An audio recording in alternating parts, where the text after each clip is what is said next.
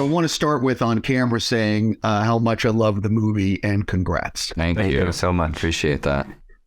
So one of the things I noticed, I generally don't watch a lot of reaction videos, but I watched a reaction video yesterday for the trailer for some DMs, Dungeons & Dragons DMs, that had actually watched the trailer and were breaking it down. And I learned a lot that I did not realize how many things that you guys put in the movie that's actual stuff from Dungeons & Dragons.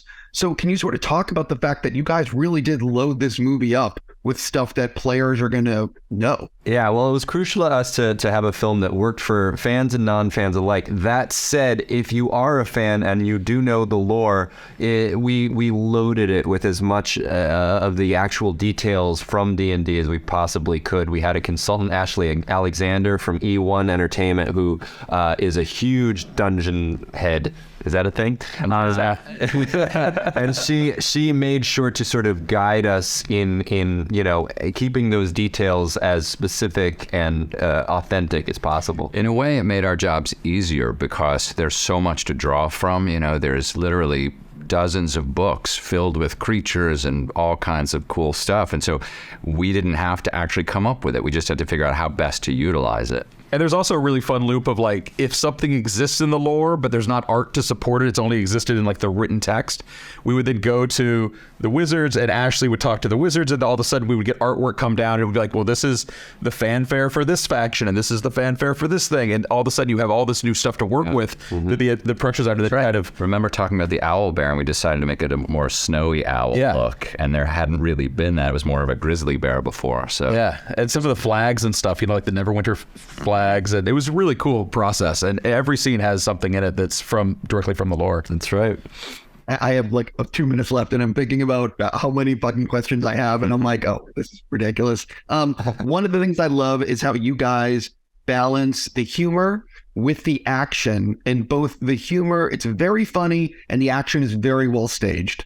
For the three of you, what are you actually most looking forward to with audiences, like to see the movie? What are you just really excited for them to see? For me personally, as much as I love seeing the reactions to the action and humor, it's the heartfelt moments that bring a tear to the audience's eye that to me is the most gratifying, because I don't think a lot of people go into a film called Dungeons & Dragons Honor Among Thieves and expect to feel something and cry, and that to me is like really nice. And I'm a laugh horse, so I'll take those laughs. I love when they laugh at this stuff. I mean, there's a moment in watching a movie with a crowd where you have them, and when that comes fairly early in our screenings, it's a thrill, because then they'll follow you on the journey.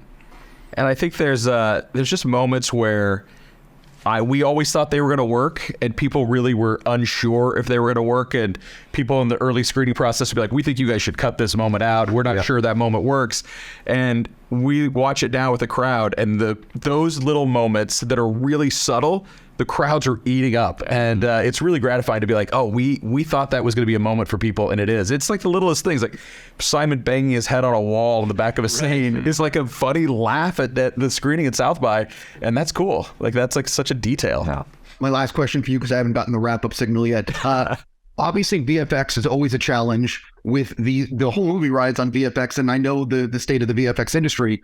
Which shot ended up being the one that you guys had to send back or tweak or work on because it just was a really tough one to pull up? Probably the latter half of the Doric chase oneer with the deer, the axe beaks, all of that was very hard to get right, to get the lighting integration right, to get the animation believable.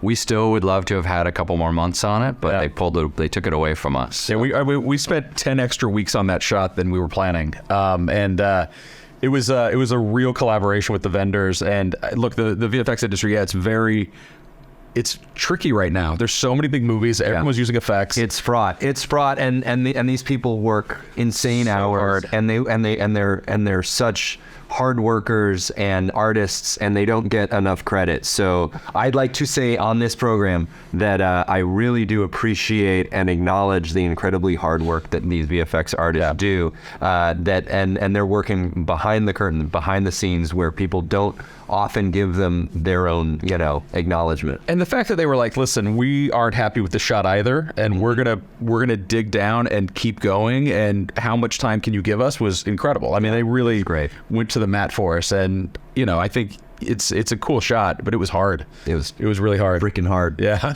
I got to wrap with you guys. I'll just say I'll see you tonight. I have way more questions. I can't wait to talk to you again. Thanks a lot. See you tonight. Thanks.